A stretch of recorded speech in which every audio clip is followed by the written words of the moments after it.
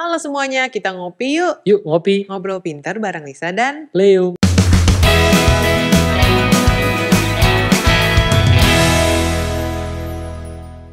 gimana nih sekarang cara bikin resolusi di 2023? Soalnya ini sudah Akhir tahun. Iya, akhir tahun ya, dan Awal tahun. bisa awal tahun juga. Tergantung posting. Kadang kan kita sering ya bikin resolusi tapi jadinya ya tulisan belaka aja. Oke. Ya, Jadi nggak tercapai atau enggak juga nggak ada monitoringnya, nggak tahu. Apa yang kita melakukan di tahun yang baru ini ya? Iya. Gimana caranya? Ternyata ada tricks, ada tips and tricksnya ya. Yang bikin resolusi supaya tujuannya tercapai. Supaya kejadian. Enggak cuma di tulisan doang. Karena sekarang lagi hype-nya ya, happening banget kan, bikin resolusi. Jadi pasti pada banyak yang kepengen ya. Kita pasti bantu ya teman-teman di luar sana. Oke, yang pertama nih untuk bikin resolusi, terutama di tahun ini supaya berhasil itu harus ada metodenya. Oke. Ada teorinya. Teori SMART namanya. Smart, pintar. SMART ya. Oh. Itu singkatan. Smart ini singkatan ya berarti ya. Smart, teori SMART. Jadi Smart. S itu spesifik, M itu measurable, achievable, relevant, ada time bound-nya. Jadi SMART. Oke, kita bahas satu-satu. Bahas satu-satu. Oke. Spesifik itu jelas, detail. Contoh, bukannya gini, gue pengen hidup lebih sehat, itu tuh blur. Kalau gue bilangnya, gue mau lari pagi 10 menit setiap hari. Di tahun yang baru ini ya, gue mau hidup lebih sehat, itu blur. Itu blur banget. Harus spesifik. Spesifik. Contoh misalnya, olahraga selama 10 menit. Setiap hari. Mau entah dia lompat jongkok, dia jalan kek, mau dia sepeda atau apa gitu. Oke. Spesifik. Tidur cukup berapa jam sehari? Berapa? Iya, mesti sebut ya. Berapa jam sehari? Spesifik. Iya. Measurable tuh bisa dihitung. Jadi daripada gue pengen kurus, tulis gue pengen beratnya jadi berapa. Sama dengan lari tadi misalnya 10 menit sehari, 15 menit sehari, itu yang ada, jadi ada ukurannya. Betul. Itu measurable, bisa diukur. Bukan cuma pengen lebih gemuk, pengen lebih kurus, gitu udah nggak bisa deh. Harus ada ukurannya. Ada ukurannya measurable. Achievable itu mampu achieve itu apa? Mungkin dilakukan. Misalnya tahun ini mau lari 24 jam sehari nggak mungkin, begitu ya? Iya. Nah misalnya gini, achievable itu kalau misalnya berat badan, jangan setiap minggu harus turun 2 kilo selama... Iya, tidak masuk akal. Jangan yang mungkin minggu pertama bisa tuh. Misalnya cuman minum jus doang atau apa turun. Misalnya udah turun 10 kilo, terus mau gimana lagi? Tapi biasanya nggak lipat 10 lagi ya. Itu bisa berbahaya malah ya buat kesehatan. Dan harus relevan, yang cocok sama kita. Jangan cuma ikut-ikutan doang. Ada orang pengen turun 10 kilo. Ada orang pengen turun mungkin 30 kilo. Tapi kalau berat badan kita cuma proporsional, turun 5 kilo aja. Habis itu menstabilkan, yang penting. Itu. Supaya nggak naik turun. Atau contohnya ini misalnya, sekarang kerja posisinya manajer. Tahun depan gue mau jadi direktur. Iya, jangan tahun depan juga. Iya, dan itu kan ada step-stepnya, nggak bisa langsung yang masuk akal, yang achievable ya. Nggak achievable dan nggak relevan sama posisi saat ini. Betul ya, mesti dilihat dari itunya. Masih ada beberapa step berikutnya. Kecuali lu, itu relevan kalau ternyata lu tuh anaknya pemilik. Itu ya. Lagi dididik. Itu langsung menggantikan. Itu harus relevan sama kondisi kita. Kita sekarang manajer perusahaan A, saya tahun depan mau jadi pemiliknya. Betul. Itu yang achievable. Mesti pacarin anak dari pemilik. Atau pacarin pemiliknya juga nggak apa-apa. Bisa jadi. Ya kan? Tolong yang achievable ya teman-teman. Caranya kan disesuaikan dong. Iya. Harus relevan dan ada time-nya, time bound. Ada waktunya, misalnya kayak tadi nurunin 10 kilo dalam 5 bulan. Tunggu, relevan ini, yang bagian relevan nih. Relevannya belum Iya, relevan karena tadi spesifik S, M itu measurable, bisa terukur. Relevan. Relevan tuh cocok sama kita, bukan ikut-ikutan doang. Oke. Misalnya jadi kalau orang pengen nurunin gue mau nurunin 20 kilo nih. Buat gue mah enggak, cuma 5 kilo aja misalnya cukup. Jangan ikut-ikutan. Sekarang ngetrennya turun 20 kilo ya kitanya aja udah enggak kelebihan 20 kilo, malah jadi underweight. Atau kayak misalnya pengen bikin resolusi 2023 menabung yang satu income-nya berapa 100 juta. Kita nabungnya yang relevan aja. Teman kita punya penghasilan 100 juta per bulan. Dia akhir tahun mau beli Ferrari, ya kan? Iya. Kita penghasilan 10 juta per bulan. Iya. Akhir tahun juga mau beli Ferrari. Nah, itu yang relevan. Misalnya bisa beli Brio gitu kan, atau mobil-mobil. Pokoknya harus yang relevan dengan kondisi saat ini. Kayak gue mau menang kontes kecantikan ya. Itu kurang relevan. Ketampanan aja juga ketampanan. Kurang relevan ya. Itu lebih tahu diri ya. Oke, kalau gitu next ya. Time bound-nya. Jadi ya itu tadi ngerencanain beratnya. Dikasih waktu, ada waktunya. Jadi kalau mau menabung ada waktunya. Misalnya ngumpulin tadi 100 juta selama 1 tahun. Mungkin ada masa-masa yang nggak bisa ngumpulin 10 juta sebulan nih gitu. Walaupun sebenarnya secara kemampuan ada. Misalnya lagi pengen beli apa, lagi pengen liburan, lagi pengen apa, tapi ada waktunya. Oh, berarti nambahinnya di mana supaya ujungnya tercapai. Atau kalau lagi diet, mungkin ada cheating day gitu. Jadi memang yang hari ini gue lagi libur bersama keluarga, ada acara yang perlu makan. Misalnya tadinya jam makan kan, tapi sekarang ada makan malam bersama keluarga. Masa iya cuma sekali? Lu nggak ini sih ngelepasin jam makan, ya ikut aja dulu, besoknya diet lagi. Berhubungan dengan makan, mungkin ada yang pakai diet jendela makan. Ya, tadinya 12 jam, setelah 3 bulan kita akan jadi 10 jam. Setelah 3 bulan berikut jadi 6 jam misalnya. Ya, fleksibel. Dan kalau misalnya berat badannya udah ideal, kebanyakan orang itu naik lagi. Yang susah itu kan menstabilkan. Sama kayak nabung. Begitu udah tercapai, nggak nabung lagi. Olahraga juga gitu tuh. Olahraga. Kalau kesannya udah cuman buat nurunin berat badan doang, tapi nggak menstabilkan. Habis itu masalahnya habitnya susah. Sebenarnya habitnya itu yang penting ya.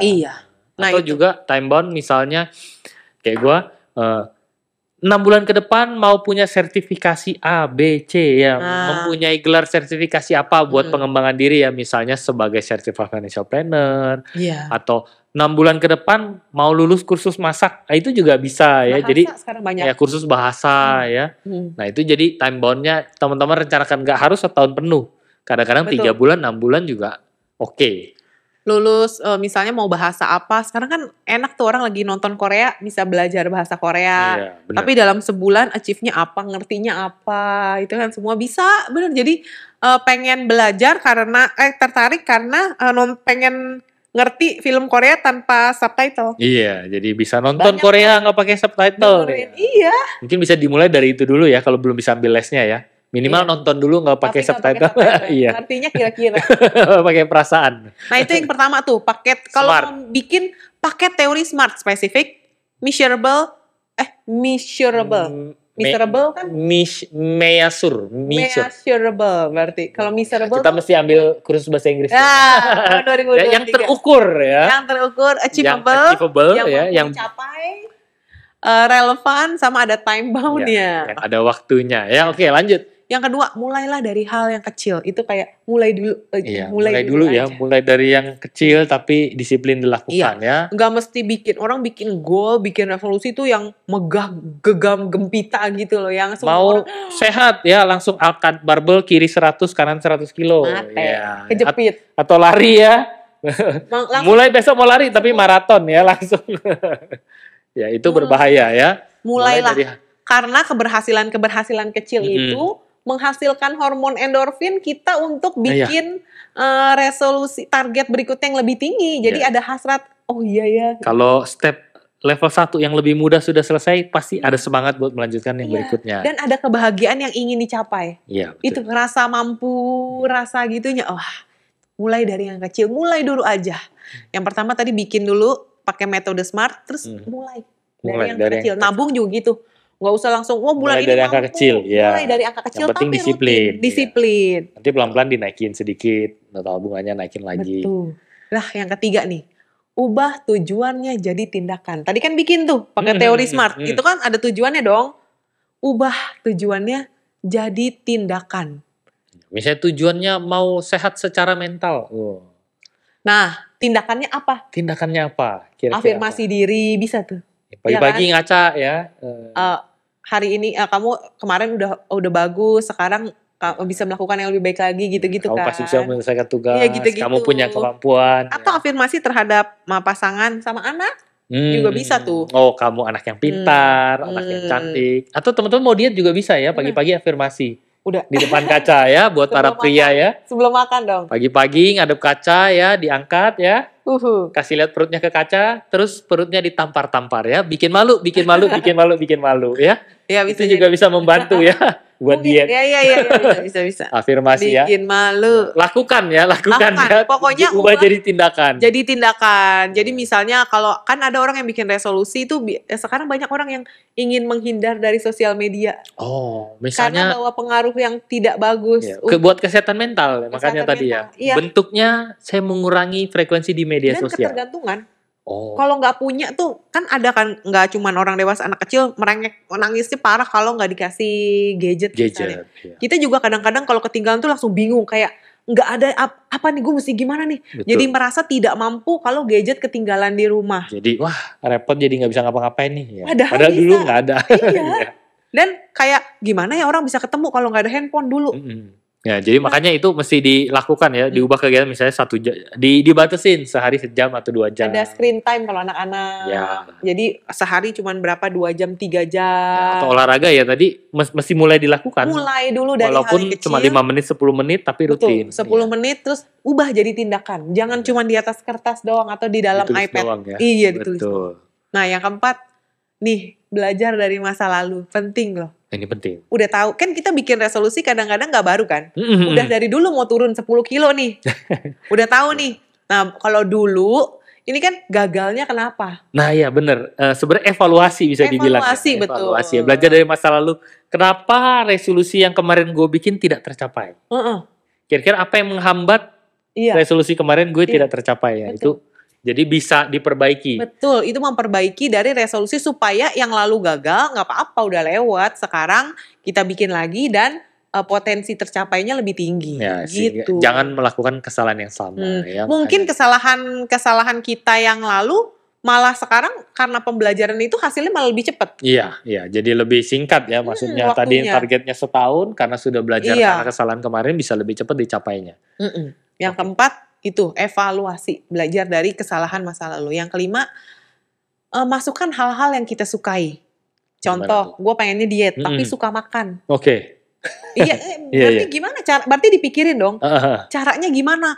Kalau disuruh makannya daun mulu pagi, siang, sore, malam, berarti gue cari metode yang lain. Kalau berhasil melakukan diet yang gue bikin, program diet yang gue bikin selama sebulan, dapat reward sekali makan yang gue suka gitu. Bisa.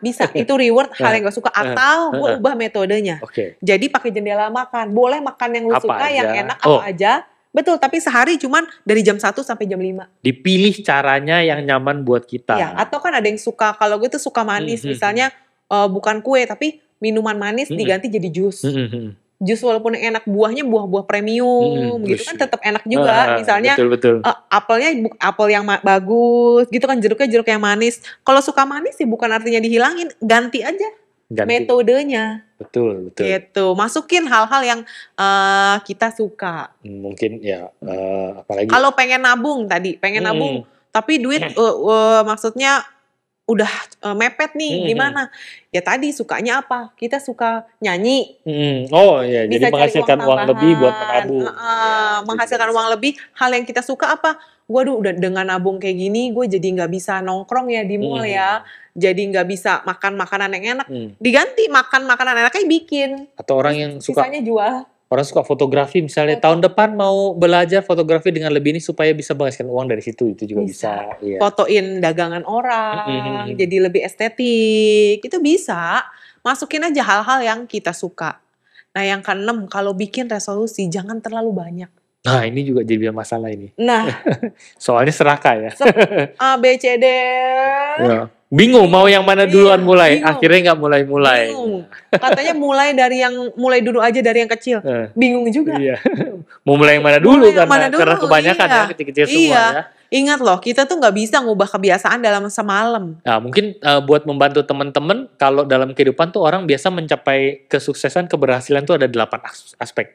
Nah itu yang tadi ya. Ya kalau teman-teman udah nonton ya di podcast kita ya yang 8 aspek, mungkin teman-teman bisa pilih masing-masing tujuan di masing-masing aspek tersebut. Kira-kira apa yang mau dilakukan di resolusi. Berarti itu di video yang sebelum-sebelumnya. Iya. Oke. Jadi ada sisi finansial yang mau dicapai sisi hubungan keluarga, sisi spiritual, itu tentukan aja masing-masing satu dan coba teman-teman lakuin, bentuk dalam action yang buat dilakukan. Karena kalau jumlahnya terlalu banyak atau terlalu jauh terlalu susah, itu berasa terintimidasi, langsung males.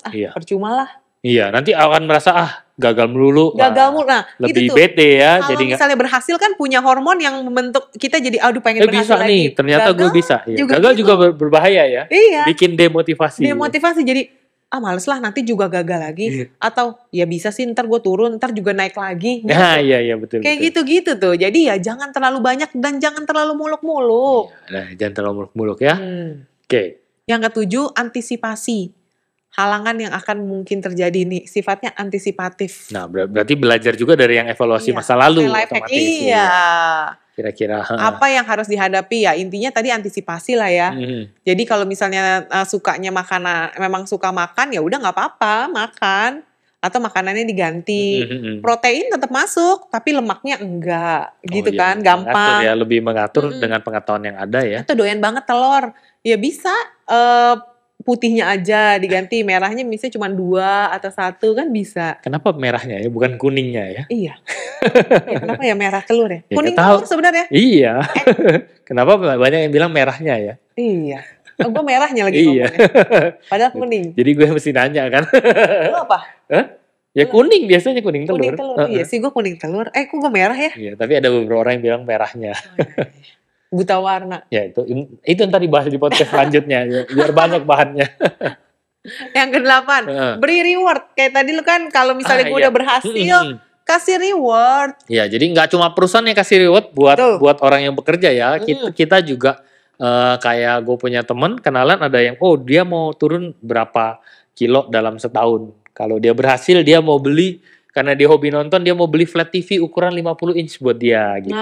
Bisa jadi seperti itu. Kan ada yang jam tangan. Kalau misalnya lulus kedokteran, kadang-kadang orang tuanya suka beliin mobil, jam tangan mahal tuh buat anak-anaknya. Atau teman-teman kalau gue berhasil mencapai promosi di tahun ini ya dalam pekerjaan, gue mau ajak keluarga gue jalan-jalan. Nah itu juga bisa. Nabung juga, misalnya udah berhasil menabung, bukan artinya ada misalnya disisihkan untuk reward kecil, jadi makan malam sama keluarga. Ya makanya ada di TikTok kan, jangan menghabiskan uangmu buat hal-hal yang tidak penting. Terus? Tapi ditabunglah uangmu untuk membeli hal-hal yang tidak penting yang lebih mahal. Ya iya benar. benar. Itu reward ya. Tidak penting yang lebih mahal. Nah iya benar. Betul. Jadi kalau uang dihabisin juga ya. YOLO. Tentunya yang berguna teman-teman ya. Yang berguna. Tapi ini yang buat reward ya. Jadi memotivasi teman-teman buat menjalankan resolusinya. Hasrat, sebenarnya yang didapat tuh hasrat mampunya, tau rasa gila ya, gue tuh hebat loh, gue tuh ternyata mampu. Dan memberi penghargaan buat diri sendiri ya. Iya betul. Nah yang ke-9 nih, yang jarang orang-orang itu lakukan. Jarang dilakukan, tapi kalau dilakukan ini rasio keberhasilan sangat tinggi. Iya. Beritahu orang lain tentang resolusi kamu. Jadi ada yang ngingetin. Iya. Kalau enggak, ya udah, kita tidak perlu bertanggung jawab terhadap siapapun, gitu kan? Iya. Jadi lebih kalau nabung mau kurang berat badan juga boleh. Iya, semuanya. Jadi sebenarnya resolusi tahun baru yang efektif itu kita wajib ngasih tahu promosi. Orang lain. Iya, mau tahun depan mau kejar jadi manajer misalnya, supaya bisa jadi manajer. Tahun depan mau buka usaha, mengembangkan bisnis. Tahun depan mau lebih aktif di kegiatan keagamaan. Nah ngasih tahu. Iya. Tadi ditagih, katanya mau lebih aktif. Nah, gitu kan? Biar jadi teman-teman semangat. Jadi ada yang nagih, ada yang jadi kayak ininya. Udah kelar belum nih? Alarmnya. Iya kan? Betul. Jadi sebenarnya itu membuat kita konsisten. Contoh misalnya, gue pengen olahraga nih jam 4 sampai jam 5. Ditelepon, lu lagi olahraga ya? Enggak. Gitu. Belum bangun ya. Iya, lebih parah. Iya kan? Gitu. Tapi sebenarnya nggak masalah loh kalau misalnya kita punya resolusi terus ganti gitu. Nggak mesti bikin jadi stres. Wah, kayaknya nggak bisa nih. Seolah-olah resolusi itu tidak bisa udah ditulis nggak bisa dihapus. Iya, bukan begitu juga. Iya, nggak begitu juga. Jadi sebenarnya ngasih tahu ke orang lain itu ya karena kita pengen punya kalau nge-gym tuh PT-nya kan yang ngingetin, punya orang yang mereminder ya. Iya. Mengingatkan. Gitu. Nah mungkin kalau teman-teman belum bingung contoh-contoh. Belum kepikiran belum kepikiran mau bikin resolusi apa sih? Nah mungkin kayak baca 1 buku setiap bulan aja, sebulan sekali loh. Buku tuh paling 100 halaman gitu ya. Bukunya bukan kitab suci. Bukan buku komik juga ya? Kalau komik berapa? 30-an, 40 halaman. Tergantung ya. Buku novel gitu, bukan ya? Tergantung. Kalau misalnya ada orang yang bisa terhibur dengan novel, itu bisa. Dan sekarang males baca, terus jadi tertekan, depresi karena itu ada. Mau berlatih membaca, nggak harus buku pengembangan diri ya. Buku novel pun boleh ya. Bisa, tapi kalau misalnya pengen pengembangan diri lagi ya baca yang tentang pengembangan diri gitu kan. Atau belajar skill baru kayak fotografi sekarang online banyak bahasa, foto, masak. Iya, kayak ada teman gue yang gue mau sculpture bikin patung kayak action figure dari tanah liat. Yang diwarnain sendiri ya? Nanti habis itu diwarnain. Terus dilampu-lampuin tuh ada tuh temen. Bisa jadi dilampuin. Dia bikin karakter biasanya. Ada yang mau bisa memasak. Nah, itu juga hobi-hobi baru. Atau mau belajar investasi deh.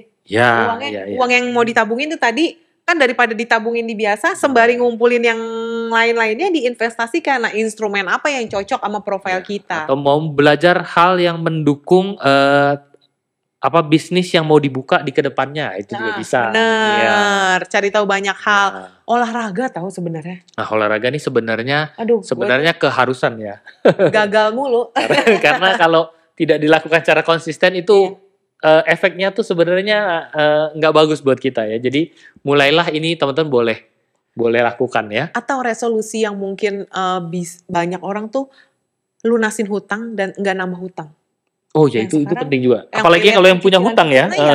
Utang-utang kebanyakan utang-utang konsumtif. Beli barang cicil 12 kali, cicil berapa kali. Beli paket perjalanan ya, beli handphone. Iya, terus dicicil. Beli sepatu cicil ya. Walaupun misalnya 0% ya. Iya. 0%, tapi kan kita jadi berasa punya duit lebih setiap bulannya. Iya, padahal kalau itu dibayarin belum tentu punya duit. Jadi habis. Kelihatannya ada uang, tapi uang ini sebenarnya untuk membayar rutin ya. Iya, itu tuh. Itu resolusi yang cukup bagus teman-teman ya.